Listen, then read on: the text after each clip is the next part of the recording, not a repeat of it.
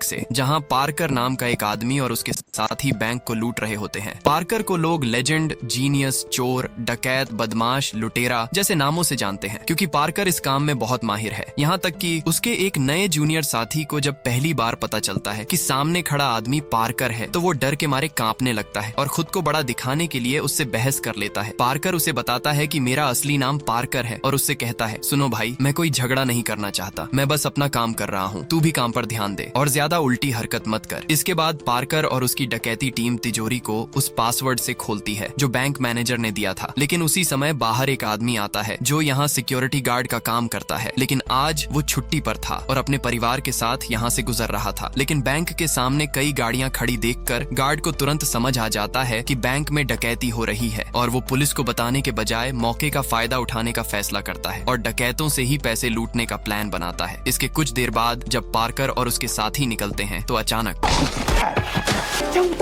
हाँ, वो गार्ड एक पैसों से भरा बैग चुराने में कामयाब हो जाता है, लेकिन पार्कर उस पर गुस्सा हो जाता है और तुरंत उसका पीछा करने लगता है। गार्ड डर के मारे कार को एक हॉर्स रेसिंग के मैदान में घुसा देता है।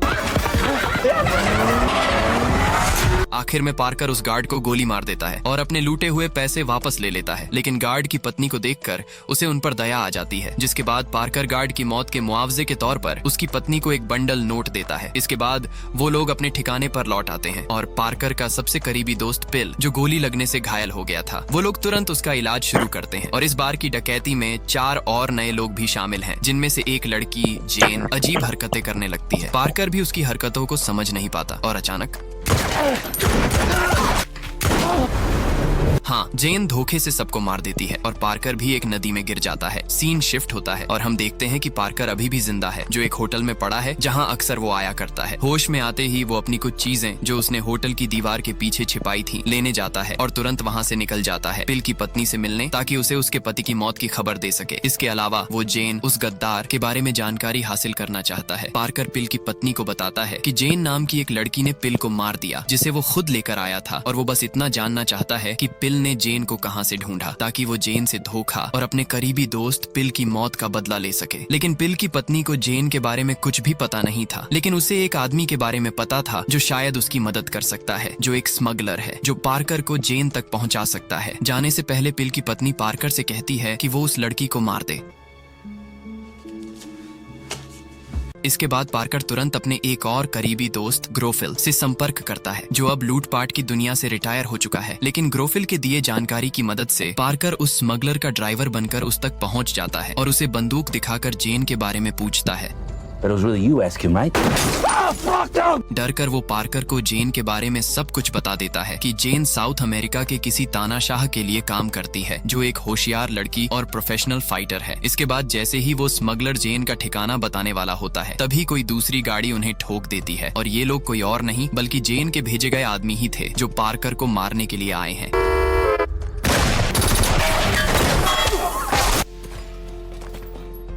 पार्कर 1 मिनट से भी कम समय में उन सभी को खत्म कर देता है, लेकिन वो जेन के एक आदमी को वो जानबूझकर जिंदा छोड़ देता है ताकि वो उसे जेन के ठिकाने तक ले जाए। सीन शिफ्ट होता है जहां एक खाली इमारत में जेन एक मोटे ताजे आदमी बोस्को के साथ दिखती है। बोस्को के हाथ एक बड़े डकैती की प्लान का नक्शा लग चुका है, यानी कि वो फिर से पार्कर की तरह किसी और को धोखा देने वाले हैं। दरअसल जेन चाहती है कि वो एक ऐसी डकैती करे जिससे उनके पास बहुत सारे पैसे आ जाए। अब मैं आप लोगों को आसान शब्दों में बता दूं कि जेन ने पार्कर की टीम में शामिल होने का नाटक किया ताकि लूटा हुआ सारा पैसा उसका हो जाए, और उसने उसी पैसों का इस्तेमाल करके बोस्को से एक और बड़ी डकैती का नक्शा हासिल किया है। इसके बाद जैसे ही जेन और बोस्को पार्कर की टीम में शामिल होने का नाटक किया ताकि लूटा हुआ सारा पैसा उसका हो जाए, और उसने उसी पैसों का इस्तेमाल करके बोस्को से एक और बड़ी डकैती का नक्शा हासिल किया है। इसके बाद जैसे ही जेन और बोस्को वहां से जाने लगते हैं, पार्कर बदला लेने के लिए वहां पहुंच जाता है और सबसे पहले बोस्को को गोली मार देता है, जिसकी वजह से जेन गुस्सा हो जाती है, क्योंकि पार्कर के लूटे हुए सारे पैसे उसने बोस्को को ट्रांसफर कर दिया था और बोस्को के साथ ही उसका अगला प्लान भी खत्म हो गया। इसके बाद पार्कर जेन से पूछता है कि उसने उसके साथियों की हत्या क्यों की। जेन जानती है कि अब वो पार्कर से बच नहीं सकती तो वो सच बता देती है। वो बताती है कि उसके देश साउथ अमेरिका में एक डूबा हुआ खजाना है जिसे लेडी ऑफ एरेंटेरो कहा जाता है, जो क्रैश हो चुके जहाज के नीचे दबा हुआ है, जहाँ हीरे और कई कीमती चीजें दबी पड़ी हैं जिनकी कीमत अरबों रुपए है, जो उसके देश की इकोनॉमी से भी ज्यादा का है। लेकिन उस खजाने को एक तानाशाह ने अपने कब्जे में रखा है, जो कि असल में उसके देश का प्रेसिडेंट है, जो सालों से लोगों को मारता आया है। लेकिन अब उसने दुनिया की नजर में अच्छा दिखने के लिए एक प्लान बनाया है, जहां सबसे पहले उसने सारा खजाना अमेरिका को सौंप दिया और दुनिया की नजर में एक अच्छा इंसान बन गया। लेकिन अब वो एक डकैतों की टीम बनाकर दोबारा उस खजाने को चुराने वाला है। पार्कर जेन से पूछता है उस टीम का क्या नाम है। The outfit. सीन शिफ्ट होता है जहां हम द आउटफिट टीम के बॉस लॉजनी को देखते हैं, जो अमेरिका की सबसे बड़ी इनकम डिपार्टमेंट चलाता है, जो लोगों के टैक्स के पैसे नहीं बल्कि लाखों डॉलर की पुरानी और कीमती चीजें चुराता है। और इस बार साउथ अमेरिका के तानाशाह प्रेसिडेंट ने लोजनी को लेडी की मूर्ति चुराने के लिए मोटी रकम दी है, जिसकी डकैती कुछ ही दिनों में होने वाली है। लोजनी का आदमी किन, जो उसका लेफ्ट हैंड है, उसे खबर मिली है कि बोस्को गायब है, जिसके पास ही उनके अगले प्लान का नक्शा था। लोजनी किन को उससे जल्द ढूंढने को कहता है। कहानी वापस पार्कर पर आती है, जो जेन को मारने के बजाय उसके साथ मिलकर लेडी की मूर्ति चुराने का फैसला करता है, और उसके साथ ग्रोफिल भी है। जिसके बाद जेन उन्हें अपने बॉस कर्नल से मिलवाती है, जो साउथ अमेरिका की एक सेना का चीफ है, जो प्रेसिडेंट को उखाड़ फेंकना चाहता है। Heard of the Lady of Arentero. Skip it. No story, just tell him about the plan. Parker उनसे उनके प्लान के बारे में जानना चाहता है कि वो लोग हाई सिक्योरिटी होने के बाद भी चोरी कैसे करेंगे। कर्नल उसे सब कुछ बताता है और साथ ही उसे एक नकली लेडी की मूर्ति भी दिखाता है, जिसे वो लोग असली मूर्ति के साथ बदल देंगे। लेकिन पार्कर उन्हें सीधे चोरी करने से मना करता है और पहले द आउटफिट ग्रुप को चोरी करने के लिए कहता है, जिसके बाद वो लेडी की नकली मूर्ति का इस्तेमाल करके द आउटफिट ग्रुप को धोखा देंगे। कर्नल को उसकी बातों से पता चलता है कि पार्कर कोई आम चोर तो नहीं है। सीधे शब्दों में कहें तो पार्कर, जेन और उनके साथी सीधे मूर्ति नहीं चुराएंगे बल्कि लुटेरों को लूटेंगे, यानी वो द आउटफिट ग्रुप से चोरी करेंगे। जाने से पहले पार्कर को एक समसुल नाम का एक आदमी रोक लेता है, जो कि जेन का बॉयफ्रेंड होने का दावा करता है। उसे पार्कर की पर्सनैलिटी देखकर लग रहा था कि कहीं जेन के साथ उसका चक्कर ना हो जाए, इसलिए वो पार्कर को चेतावनी देता है कि वो जेन के साथ ज्यादा नजदीकी न बढ़ाए। इसके बाद ग्रोफिल पार्कर से कहता है कि तुम तो जेन से बदला लेने के बजाय उल्टा उसकी मदद कर रहे हो। पार्कर कहता है ऐसा हो सकता है कि मैं अपने साथियों का बदला ना लूं, बस तुम देखते जाओ आगे क्या क्या होता है। आगे सीन में पार्कर और जेन एक क्लब में बोस्को के बड़े भाई से लेडी की मूर्ति का नक्शा लेने जाते हैं। लेकिन मिलने से पहले जेन बताती है कि बोस्को के भाई को दिल की बीमारी है, इसलिए उसके साथ नरमी से पेश आना होगा। लेकिन पार्कर एक सख्त आदमी होता है और सीधे उसे बता देता है कि तेरा भाई टपक गया है, जिसके पास हमारी कुछ चीजें थीं। पार्कर के लगातार दबाव डालने पर वो बताता है कि बोस्को अपना सारा जरूरी का सामान हाथी के तकिए में छुपाता है, जो उसके बेडरूम में होगा। इसके बाद जैसे ही पार्कर नक्शा लेने जाता है, किन और उसकी टीम नक्शा लेने आ धमकती है। वो गुंडे बोस्को के भाई से पूछते हैं चल बता बोस्को कहाँ है, लेकिन तभी उसे दिल का दौरा पड़ जाता है। जेन बहाना बनाती है कि मैं डॉक्टर हूँ, मुझे देखने दो, लेकिन वो टेबल के नीचे रखी बंदूक लेकर उन पे हमला कर देती है।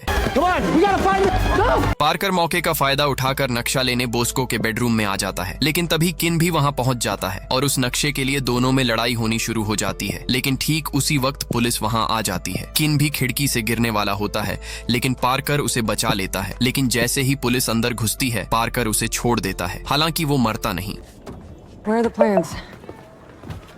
किन के नक्शा पाने में नाकाम होने की खबर सुनकर लॉजनी तुरंत किन से मिलने जाता है, जिसके हाथ पैर गिरने की वजह से टूट गए होते हैं। लॉजनी ये सुनकर हैरान रह जाता है कि इस मामले में पार्कर शामिल है, क्योंकि कुछ साल पहले पार्कर और लॉजनी के बीच एक समझौता हुआ था कि वो एक दूसरे के काम में दखल नहीं देंगे। इसका मतलब है कि अब वो समझौता टूट गया है और वो दोनों फिर से एक दूसरे के दुश्मन बन गए हैं। कहानी वापस पार्कर पर आती है, जहाँ वो जेन और कर्नल को अपनी नई टीम से मिलवाता है, जो उसके पुराने दोस्त हैं, जो डकैती से रिटायर हो चुके हैं। उनमें से एक का नाम स्टेन है, जो गाड़ी चलाने में माहिर है, और दूसरे है ब्रेंडा और एड, जो वेश बदलने में माहिर है। इसके बाद पार्कर सभी को चोरी कैसे करनी है समझाता है। नक्शे के अनुसार लेडी की मूर्ति एक ऐसी जगह रखी गई है जिसे सरकार बहुत कड़ी सुरक्षा दे रही है, जिसे तोड़ना मुश्किल है। पार्कर बताता है कि वो लोग दी आउटफिट को खुद मूर्ति चुराने देंगे, चाहे वो जैसे भी चोरी करें, और वो लोग चोरी के बाद पक्का मूर्ति को ट्रेन से ही ले जाएंगे और यहीं पर पार्कर और उसकी टीम मूर्ति को उनसे चुराएगी। पार्कर ब्रेंडा और एड से कहता है कि तुम दोनों स्टेशन कर्मचारियों के वेश में जाकर ट्रेन की स्पीड बढ़ा देना, जिसके बाद ग्रोफिल ट्रेन की स्पीड कम करने वाली सिस्टम को तोड़ देगा और जब ट्रेन तेजी से चलने लगेगी तो खुद अगले मोड़ पर पटरी से उतर जाएगी और उसी मोड़ पर स्टेन अपनी ट्रक के साथ मूर्ति को सुरक्षित जगह ले जाने के लिए तैयार रहेगा। पार्कर कहता है अभी 24 घंटे का समय बाकी है, इसलिए सब लोग अच्छे से आराम कर लो ताकि अगले दिन अच्छा काम कर सको। इसके बाद पार्कर खुद अपने पसंदीदा होटल में आ जाता है।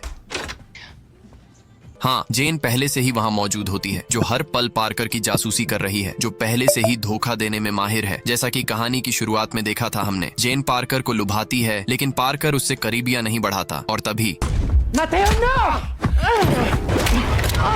हाँ, समसुल जो जेन का बॉयफ्रेंड है, जो जलन से भरा होता है, पार्कर को एक सुनसान जगह पर बांध देता है। उसे शक है कि पार्कर उसकी गर्लफ्रेंड के साथ होटल में नजदीकी बढ़ा रहा था। समसुल इतना गुस्से में था कि उसने लोजनी को पार्कर के बारे में बता दिया है, जिसने पार्कर को मारने के लिए एक आदमी भेजा है। तभी जेन वहाँ आती है और पार्कर को बचाने के लिए समसुल से कहती है कि हमारे बीच कुछ नहीं है, वो खामखा उनके प्लान को बर्बाद कर रहा है। समसुल मान जाता है और जैसे ही पार्कर की हथकड़ी खोलता है, लोजनी का आदमी वहां पहुंच जाता है। पार्कर समसुल को ढाल की तरह इस्तेमाल करता है और वो मारा जाता है। पार्कर लोजनी के आदमी को भी मार देता है। तभी पार्कर देखता है कि उसके फोन पर लोजनी का कॉल आ रहा है। पार्कर कहता है कि कैसा नुबड़ा आदमी भेजा था मुझे मारने, ये तो खुद मारा गया। लोजनी पार्कर को चेतावनी देता है कि वो उसके काम में दखल न दे, क्योंकि लोजनी भी जानता है कि पार्कर बहुत शातिर चोर है। लेकिन लोजनी की टीम द आउटफिट भी कम नहीं है जो उसे हराने के लायक है। पार्कर को तब झटका लगता है जब लोजनी बताता है कि लेडी की मूर्ति की चोरी कल नहीं बल्कि अभी हो रही है। You lose.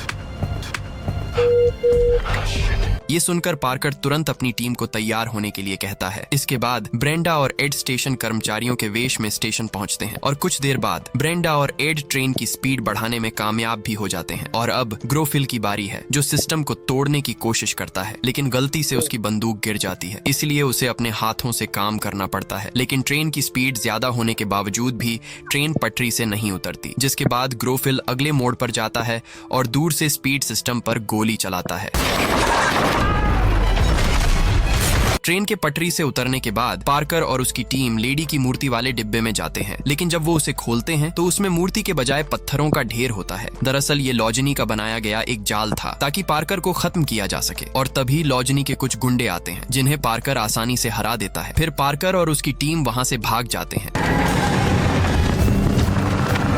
अगले दिन पार्कर और उसकी टीम अगले प्लान पर चर्चा करने के लिए इकट्ठा होती है। पार्कर कहता है कि अगर पिछली रात का काम सिर्फ एक जाल था तो इसका मतलब है कि लोजनी ने लेडी की मूर्ति पहले ही चुरा ली है और अब उन्हें बस ये पता करना है कि लोजनी ने मूर्ति कहाँ छिपाई है। और उनकी आखिरी उम्मीद है लोजनी का लेफ्ट हैंड आदमी किन, जो अभी भी अस्पताल में है। इसके बाद पुलिस के वेश में पार्कर और ग्रोफिल किन से मिलने जाते हैं। किन डरकर सच बताता है कि उसे नहीं पता कि लेडी की मूर्ति कहाँ छिपाई गई है, लेकिन वो उस अरबपति आदमी का नाम जानता है जो मूर्ति को लोजनी से खरीदने वाला है। इसके बाद पार्कर अकेले जाता है और उस अरबपति आदमी को आसानी से अगवा कर लेता है और बिना मार पिट किए अरबपति बताता है कि लोजनी ने लेडी की मूर्ति अपनी पर्सनल तिजोरी में रखी है, जो मोटी स्टील की परत से ढकी है और उसे तोड़ना नामुमकिन है और खरीद बिक्री का सौदा अगले दिन ही होने वाला है। ये सुनकर पार्कर को समझ आ जाता है कि उसे आज रात में ही मूर्ति चुरानी होगी। इसके बाद पार्कर उस अरबपति को स्टेन की निगरानी में उसके ठिकाने पर छोड़ देता है और बाकी लोग तिजोरी की लोकेशन पर पहुंचते हैं। वहां पहुंचकर पार्कर और उसकी टीम तुरंत चौकन्ना हो जाती है, जिसके बाद जेन पैदल चलकर सड़क पर गाड़ी से टकराने का नाटक करती है और जब सिक्योरिटी गार्ड मदद के लिए आता है, जेन उसे पीछे से मार देती है। इस तरफ उसी समय ठिकाने पर स्टेन, जो ज्यादा शराब पीकर सो गया था, अपनी ड्यूटी में लापरवाही करता है, जिसकी वजह से वो अरबपति मौका पाकर भाग जाता है और लोजनी को सब कुछ बता देता है। जिसके बाद लोजनी और द आउटफिट तुरंत तिजोरी की ओर बढ़ते हैं ताकि पार्कर को मूर्ति चुराने से रोक सके, लेकिन अब बहुत देर हो चुकी थी। पार्कर और ग्रोफिल पहले से ही अंदर थे और डायनामाइट से स्टील का दरवाजा उड़ा चुके थे और जब लोजनी वहां पहुंचता है उसे तिजोरी टूटी हुई मिलती है। वो तुरंत अपने गुंडों को पार्कर के पीछे लगा देता है। पीछा करने के दौरान मूर्ति को बांधने वाली रस्सी गोली लगने से खुल जाती है, जिसके बाद पार्कर उसे ठीक करने के लिए बाहर निकलता है, लेकिन गाड़ी के तेज होने की वजह से वो नीचे गिर जाता है और बदकिस्मती से ग्रोफिल मूर्ति को बचा नहीं पाता, क्योंकि लोजनी के गुंडे उसे पीछे से गोली मार देते हैं और दोबारा लोजनी मूर्ति हासिल कर लेता है और तुरंत ही अरबपति से संपर्क करता है और उसी रात सौदा करने की बात करता है। जिसके बाद लोजनी के गुंडे मूर्ति लेकर अरबपति के घर पहुंचते हैं। अब क्योंकि काफी रात हो चुकी थी और पैसे अरबों में देने थे, सके, इसलिए अरबपति अगले दिन दोपहर में पैसे ट्रांसफर करने का वादा करता है। गुंडों के जाने के बाद अरबपति मूर्ति का आनंद लेने लगता है, लेकिन उसे कुछ ही देर में पता चल जाता है कि मूर्ति नकली है, जिसके बाद वो तुरंत साउथ अमेरिका के प्रेसिडेंट को फोन करता है और लॉजनी पर धोखा देने का इल्जाम लगाता है। लेकिन ये सब पार्कर का जवाबी जाल था। इसके बाद लॉजनी और उसकी टीम असली मूर्ति को देखने जाते हैं, लेकिन दूसरी तरफ इधर पार्कर और उसकी टीम पहले से ही वहां मौजूद थी और असली लेडी की मूर्ति वाली तिजोरी तोड़ रही थी।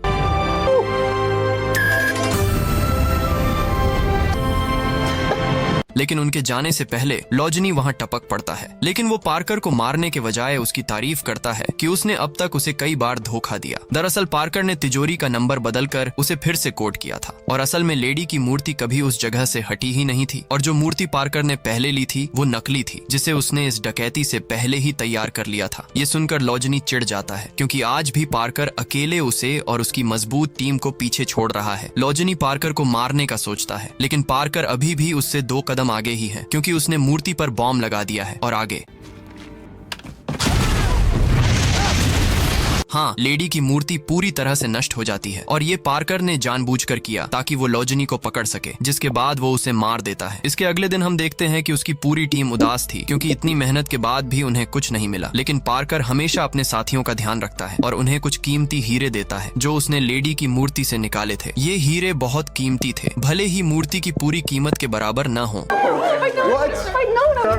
Thank you very much. अपनी टीम को इनाम देने के बाद पार्कर जेन से मिलने जाता है ताकि अपना आखिरी काम पूरा कर सके। जेन उसके इस काम से काफी खुश थी, क्योंकि भले ही उसने लेडी की मूर्ति को नष्ट कर दिया, लेकिन पार्कर की ही वजह से उसके देश का तानाशाह प्रेसिडेंट अब गिरफ्तार कर लिया गया है, क्योंकि वो लॉजनी के साथ चोरी में शामिल था। और अभी तुम लोगों को लग रहा होगा कि अब सब सही हो गया, तो रुकिए दोस्त, भले ही जेन का इरादा अच्छा था, जो लेडी की मूर्ति को चुराकर अपने देश को गरीबी से मुक्त करना चाहती थी, लेकिन पिल पार्कर के सबसे करीबी दोस्त की उसने हत्या की थी और पिल की पत्नी ने पार्कर से उस हत्यारे को खत्म करने का वादा लिया था, जिसके बाद वो अपना वादा निभाता है।